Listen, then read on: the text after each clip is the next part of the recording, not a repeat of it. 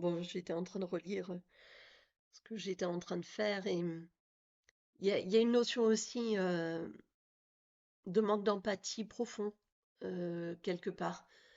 C'est-à-dire que manque d'empathie envers soi-même. euh, ouais, je vais peut-être choquer là.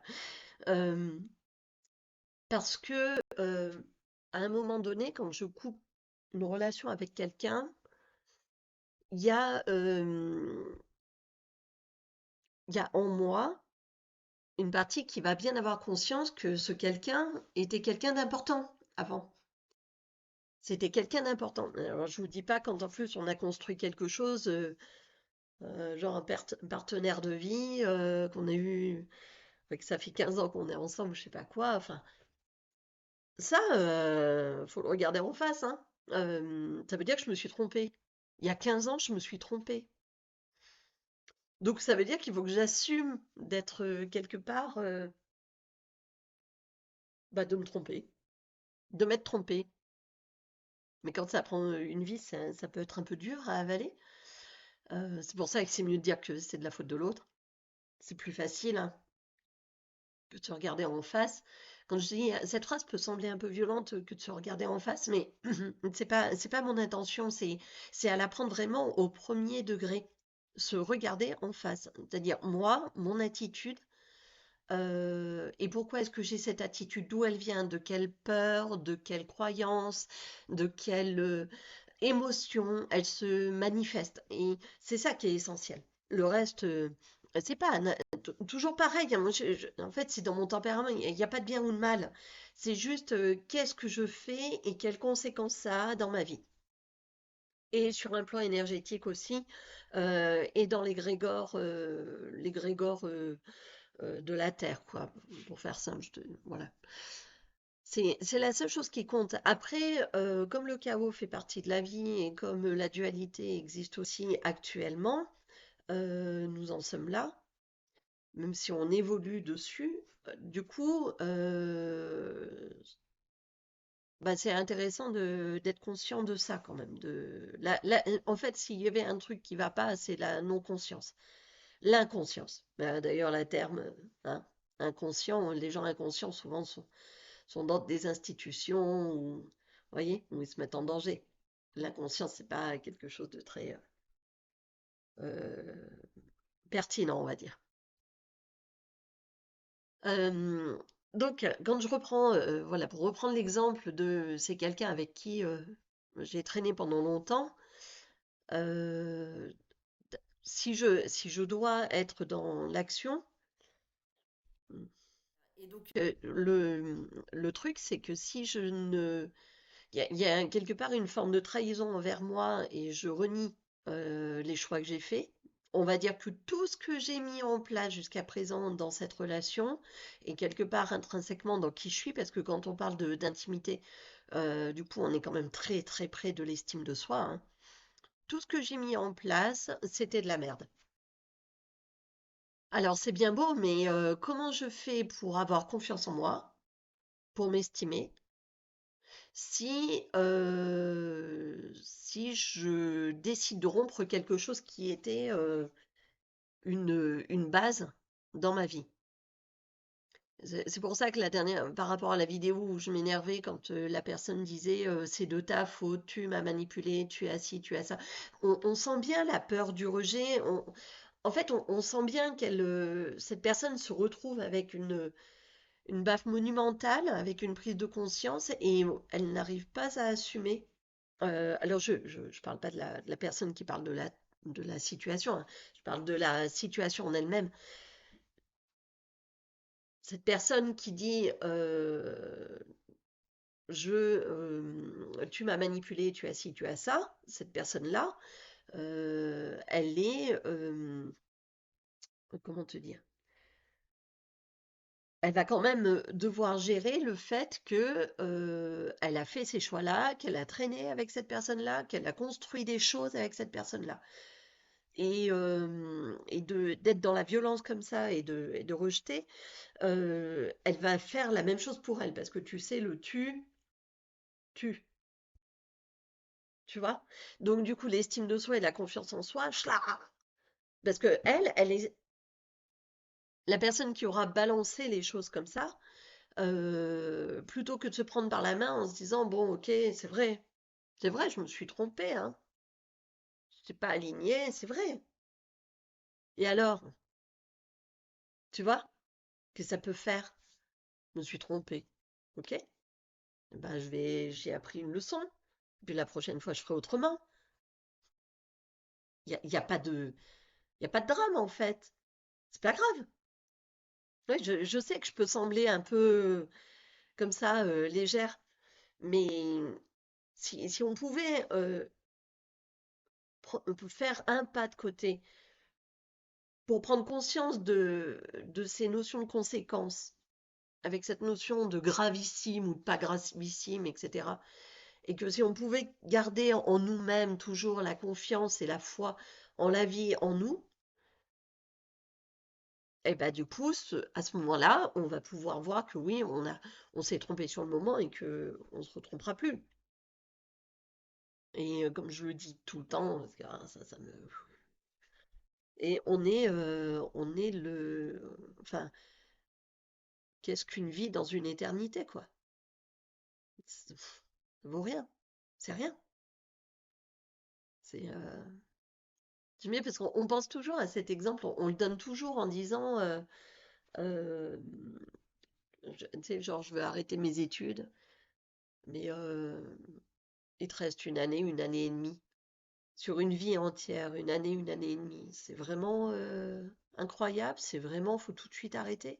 C'est insupportable, faut tout laisser tomber. Quand on a travaillé pendant plusieurs années sur ce projet, c'est vraiment si terrible que ça.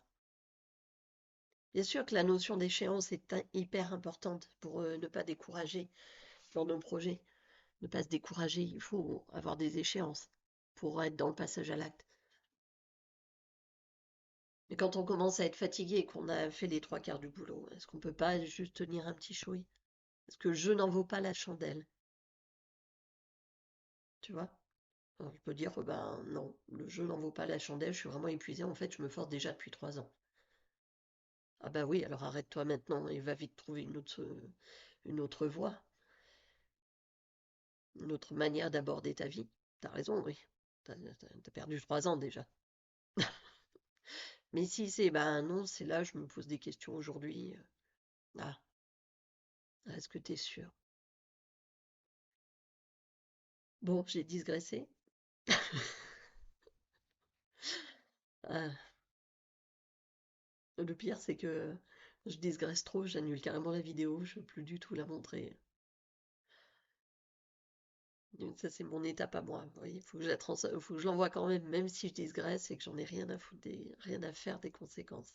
On en est tous où on en est, hein. J'ai tendance, quand c'est enfin, si c'est pas parfait, des fois c'est sur des broutilles, vraiment. Si c'est pas parfait, je laisse tout tomber. C'est d'ailleurs une notion d'auto-sabotage, hein, ça.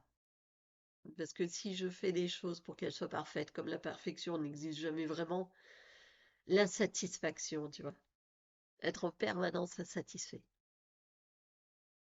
Ouais, d'accord. Bah, t'es pas prêt d'être heureux dans la vie, alors. Il y a toujours un truc. Donc, c'est une mode de sabotage pour être malheureux dans la vie. Ouais. Alors, quelle est la croyance qui fait que je dois m'auto-saboter pour pas être heureux dans la vie? Ah, tu vois, c'est comme ça que ça se découpe, en fait. Moi, quand des fois c'est trop, je pars dans tous les sens, ben, du coup, je supprime carrément la vidéo, alors que le message est la base.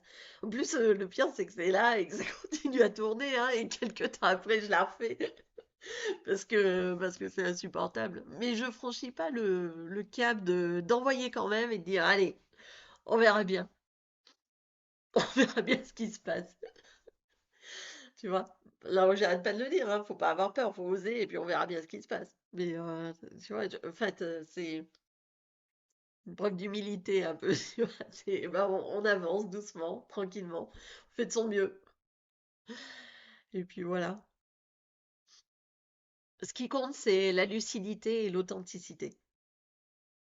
Est-ce que je suis lucide avec moi-même et est-ce que je suis authentique? Et enfin, vous le valez bien. Enfin, vous le valez bien. Je parle pas qu'à vous qui êtes en train de me regarder. C'est l'humanité le vaut bien.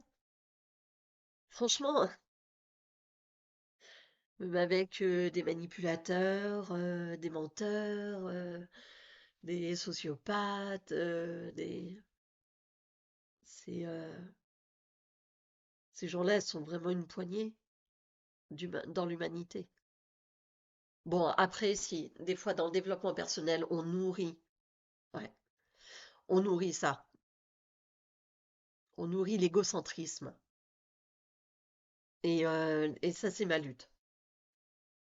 C'est ma lutte personnelle.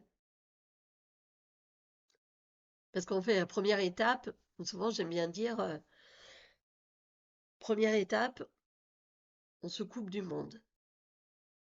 On brise ce qui doit être brisé pour pouvoir réintégrer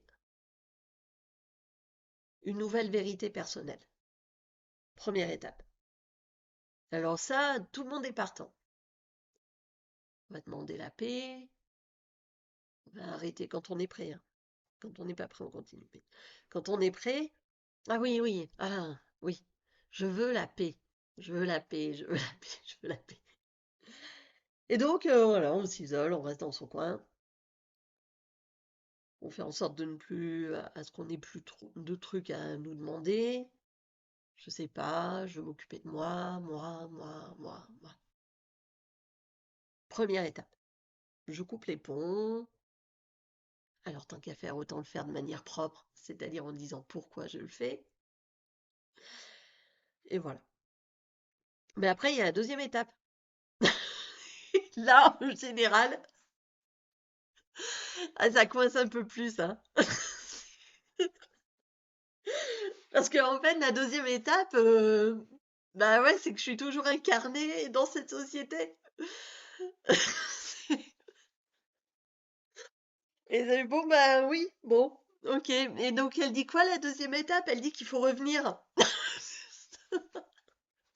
Et c'est ça qui est chaud. C'est ça. Comme j'aime bien dire, on n'est pas tous voués à avoir, à s'occuper de chèvres dans le Larzac et à vivre seul. L'être humain est société. C'est comme ça que ça marche depuis la nuit des temps. On se rassemble entre nous et on construit. C'est, c'est l'humain qui fait ça, tu vois. On est comme ça. On est comme ça. Renier ça, c'est comme renier le fait que je suis gaucher. Moi, j'ai créé à gauche ou à droite, c'est tout. C'est comme ça. C'est juste un fait. Il y a pas besoin de remettre en cause ce truc. C'est euh, c'est un fait. Ou que je me sers de ma langue et de mes cordes vocales pour parler. Ça aussi. Ben oui, c'est comme ça qu'on est fichu, en fait. Il y a des bêtes qui utilisent d'autres trucs pour communiquer. Et nous, on a le langage. Voilà. Et donc, quand il faut revenir, eh ben, c'est là qu'on est au boulot. Enfin, on est au boulot aussi, hein, dans le fait d'accepter de ne plus prendre toutes les responsabilités du monde et ou de notre famille ou de je ne sais quoi pour que les choses se passent bien, quoi. C'est d'être celui qui passe son temps à arrondir les angles pour que tout se passe bien.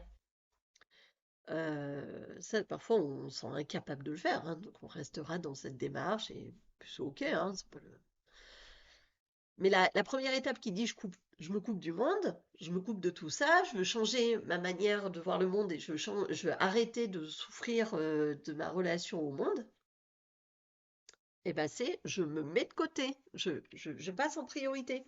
Mais là, quelque part, on est d'accord, on nourrit l'ego, on nourrit l'individualité. C'est moi et mon bien-être, tu vois? Et c'est en ça que le développement personnel, des fois, peut être pervers. Parce que, ben, moi, il n'y a que moi qui compte, égocentré, tu vois, que sur moi-même, ça tourne comme ça. Puis ça nous fait des trucs, même dans la société, on peut voir des trucs complètement aberrants, bon, je rentrerai pas dans les détails parce que c'est trop sulfureux et voilà, j'ai pas envie. Mais du coup, c'est du délire, quoi. Et puis donc ensuite, il y a la deuxième étape. Si on n'a pas envie de rester dans une forme d'égocentrisme euh, et de personnification, comment dire, d'autosatisfaction sur nous-mêmes ou je sais pas quoi, ben, il y a la deuxième étape. La deuxième étape, c'est d'y retourner. Et d'y retourner pourquoi? Ben, parce que je suis prête. Je suis prête à exprimer qui je suis dans le monde. Et je suis prête à servir le monde pour ça. Et oui, servir le monde pour ça. Moi, avec ma petite couleur, avec mes petites croyances, avec mes petites valeurs, je vais amener ma pierre à l'édifice pour notre humanité. Toujours. Et ça, ben, en fait, on est capable de le faire dès qu'on a évolué, quand on a commencé à se détendre, à s'apaiser, à arrêter de croire que les autres peuvent nous manipuler. Quand je suis stable sur moi, sur mon chakra racine, dans mes jambes, dans ma connexion à la terre, dans mon ancrage, bah c'est bon, c'est bon, je peux parler avec n'importe qui, je sais que ça matchera pas. On va pas me dire n'importe quoi. Je vais avoir mes antennes qui vont commencer à se déployer, et si je tombe sur un manipulateur, je vais le percuter à 15 mètres. D'ailleurs, en général, les manipulateurs s'approchent pas. Eux, ils viennent aux endroits où il y a des failles hein, pour pouvoir manipuler. Quand il y a une stabilité, une connaissance de soi, bon, on n'a pas affaire aux manipulateurs. Ils viennent pas, ils viennent vraiment que quand on est instable, quand on a peur, tu vois. Donc, deuxième étape, et cette étape-là, elle est loin de nous faire travailler l'égocentrisme, hein. Parce que quand tu vas avoir un contact avec un collègue de travail, avec mon chef avec mon cadre, avec mon N+1, tout ça, avec mon boss, avec des clients, avec des voisins, euh, je sais pas si j'ai des projets avec différents interlocuteurs. Ah ben, la vie, paf, paf, paf, paf. Et elle dit, vas-y, aligne-toi à chaque fois, paf, aligne-toi, paf, aligne-toi. Et là, du coup, tu peux t'aligner et tu apprends. Et là, t'es plus dans l'égocentrisme, hein, parce que des fois, tu peux être bousculé. C'est-à-dire que t'es parti. Souvent, l'image qu'on m'envoie, c'est un tigre. Donc, t'as un tigre dans la jungle qui se bat et tout, machin. Et puis, à un moment donné, il est fatigué, il va dans une réserve et il se pose. Mais il va pas rester à vie dans sa réserve, le pauvre tigre. Il va péter un câble, il a besoin de sortir, de retourner sur son territoire, de réinstaller, d'avancer sur son territoire, tu vois, son territoire de vie, quoi. Et donc nous, c'est pareil, c'est hop, tu retournes ensuite dans la jungle, mais t'as plus de blessures, tu risques pas de t'infecter, tu sais te nourrir, tu sais dormir si on fait toujours ce parallèle avec le tigre. Donc du coup, c'est bon, tu fais ça. C'est mais rester dans son zoo là, dans sa réserve, au secours, hein.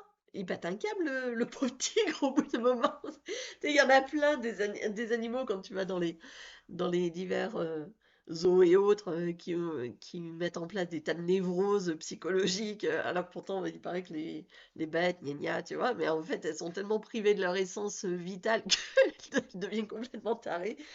Et ben, c'est pareil pour nous, hein. Donc, à un moment donné, je m'éloigne et après, je reviens.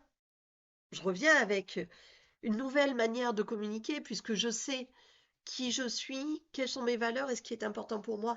Donc du coup, quand l'autre va me proposer quelque chose, je vais pouvoir lui dire oui ou non, mais je n'aurai plus peur d'être aimé ou pas aimé si je dis oui ou non, d'être rejeté, j'aurai pas peur de perdre mon travail, j'aurai pas, et je pourrais trouver aussi dans des solutions, c'est-à-dire que l'autre il va me dire quelque chose, si c'est pas OK pour moi, je vais pouvoir lui dire non et derrière trouver une solution pour que le bien commun puisse en ressortir.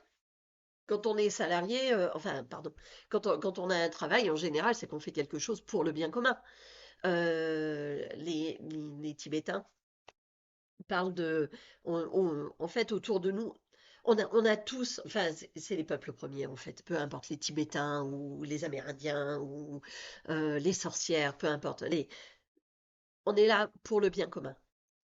Donc, enfin je crois que c'est, attends, j'ai du mal des fois avec les mots, alors, je crois que c'est ceux qui sont en relation avec la nature, en fait. C'est pour ça, moi, j'appelle les peuples premiers, comme ça, c'est plus simple. Voilà, c'est tous ceux qui sont à la base, en fait, qui sont en relation avec le sacré, avec la terre, avec tout ça. Confidence pour confidence, ça me ramène à un gars qui passe son temps à critiquer Gaïa dans ses vidéos. Et ouais, je l'adore, hein. J'adore, il s'énerve tout le temps. Vous allez peut-être le reconnaître si vous l'écoutez, mais en fait, il y a des gens qui utilisent Gaïa pour manipuler le monde. Mais il y a des gens qui aiment profondément Gaïa et qui n'ont pas de problème avec tout ce dont parle ce fameux youtubeur. Bref. Donc, je redis. D'ailleurs, il fonctionne comme moi, il disgrâce tout le temps. Donc, c'est-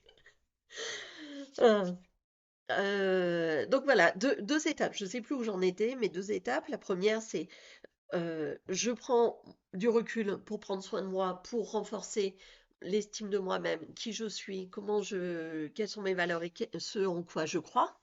Et ensuite, avec ces nouveaux paramètres, je vais pouvoir aller dans le monde, servir le monde, comme tout un chacun est là pour ça sur Terre. Si aujourd'hui le monde devient fou, c'est parce qu'on a oublié ça en fait. Tout le monde pense qu'à sa gueule, mais en fait, c'est pas comme ça que ça marche.